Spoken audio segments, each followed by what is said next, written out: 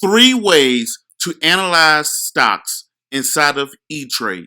First, I want to say congratulations on starting your ETrade account, but I know a lot of people are frustrated that, hey, great, I have my ETrade account, I'm looking at all these stocks, how do I analyze, what do I know to look for, all of the great stuff. So I'm going to give you guys and girls 3 big tips. Now, this is not going to be at the end of this video, you're going to be a stock master, but this is definitely going to put you on the correct path of making some good investments.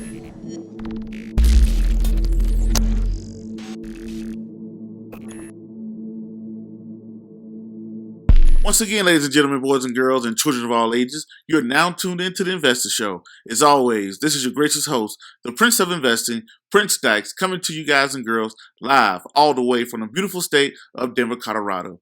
Don't forget to hit that like, subscribe, comment, and share button, and hit that bell icon to get notifications as the next videos drop. But as always, I don't have a lot of time, and I definitely know you guys and girls don't have a lot of time, so we're going to jump straight into it. So congratulations, you started your E-Trade account. I'm looking at the stock. I don't know what to look for. And to quote the greatest investor of all time, Warren Buffett, looking at the price is not investing. So just because you know what the company is and you know what the price is, I'm going to teach you guys and girls directly in this video 3 ways to make you a better stock investor. The first thing I'm going to do is to show you, right now we have Apple pulled up. So when you have a company and you're looking at a company, the first thing you must do is compare it to other stocks in this exact industry. What I mean by that is what stocks are in another industry, right? So right here we have Apple, correct? So the first thing we're going to do is we're going to click right here where you see computers, phones, and household electronics. Once you click on this, this is going to give you that particular industry. So everything that's in that Apple industry, this is going to show you exactly what that company is. So right here, you have the average market capitalization, the PE ratio, all the other great stuff. Prince, why is this important? Here we go.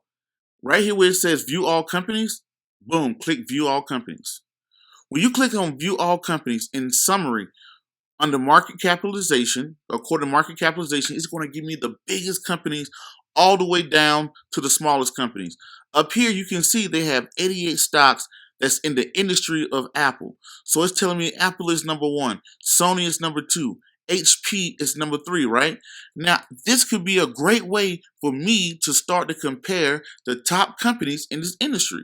So if I had a company that was in this industry, let's say, for example, I have a company like Fitbit. Let's say if I was thinking about buying Fitbit, I can easily compare Fitbit to the big boys in that industry. And if it doesn't, if its numbers doesn't look better than the big boys in the industry, why not I just go with the big boys? So another thing you can do here, right? You can get the price. You can get the price and performance. You can look up some fundamental data.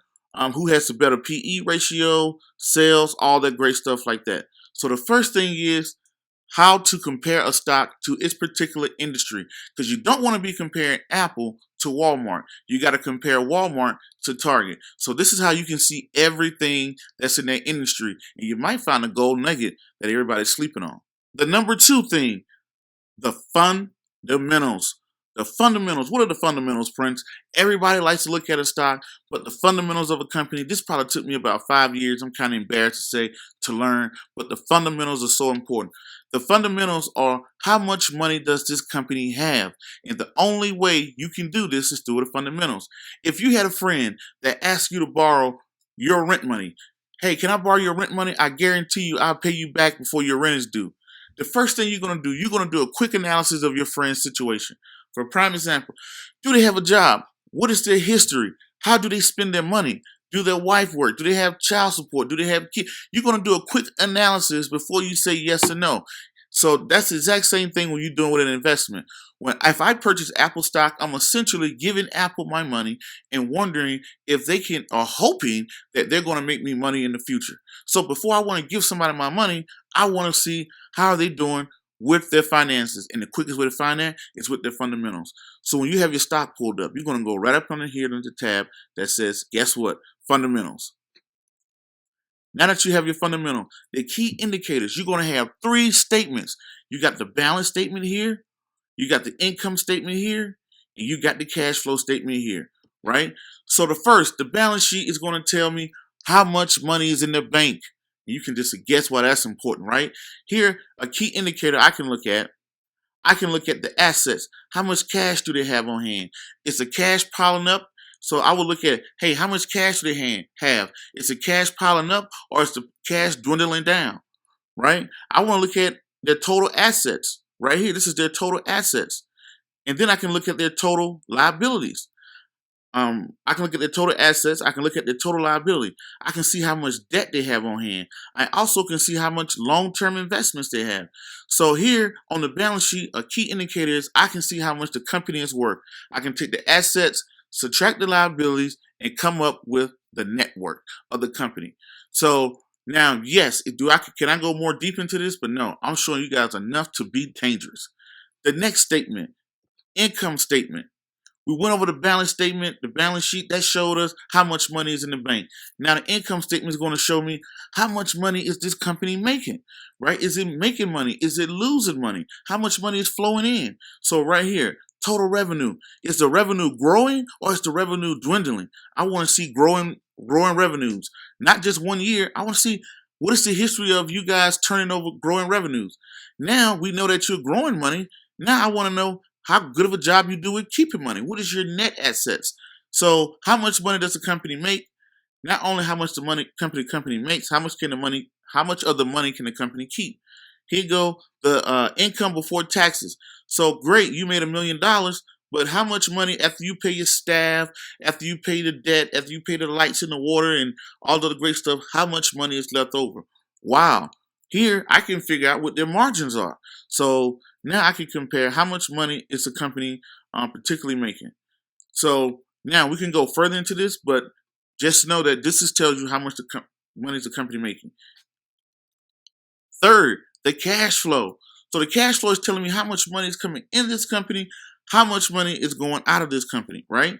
So exactly, I want you to have more money than money going out. So I want you to have a positive cash flow, not a negative cash flow. You know how many people say, hey, I have more bills than paycheck? That's a negative cash flow. I want you to have more paycheck than bills because I'm making an investment to you, right? And it could be a great indicator of how management is handling their money. So right here, I can see how much money is coming in, their net income, how much is depreciating, their total cash from operations, and then I can see all their expenditures, all their bills, and what they're left over with, right? How much money they're paying in dividends, how much money they're paying in long-term debt, short-term debt, net change in cash. I can see here. I don't want to see red when it comes down to positive. I want to see positive cash flow. Is the cash flow growing? Is it dwindling? What's going on with the cash flow of the particular company? Now that's three. That's two. So I showed you two of them. So the first one we said was comparing the industry. The second thing was the fundamentals. Number three is the technical data. The technical data. Fundamentals tell us what to buy. Technicals tell us when to buy. So this is coined by Charles Payne from Fox Business. Shout out to him and his book, Unstoppable Prosperity. Right here, we're going to go to charts. Right here, when you get up on the charts, there's some quick chart analysis. I can look at this company and I want to see how has it performed over the last 10 years? How has it performed over the last 5 years? How has it performed over the last year? I can look at this and say, well, how did it perform back in 2008? Did it crash? Did it go up? Did it go down? How hard did it crash? When the market was doing bad, how did it perform? When the market was doing good, how did it perform? Now, we all know past performance is not an indicator of future performance, but this can give me a nice idea. The second thing is I can compare it to the S&P 500. How has it performed the S&P 500, which is the total market? Has it outperformed the market? Has it underperformed the market? All of the great stuff. Now, let's say if I want to compare Apple to Microsoft, I can type in here Microsoft and hit add. When I hit add, now I can not only see how it performed against the stock market, I can see how the stock has performed against Microsoft. Is it going up or is it going down? Now you have all type of comparisons that you can do, technical indicators, right? You can use moving averages. You can use Bollinger Binders. You can put a Bollinger Binder on here.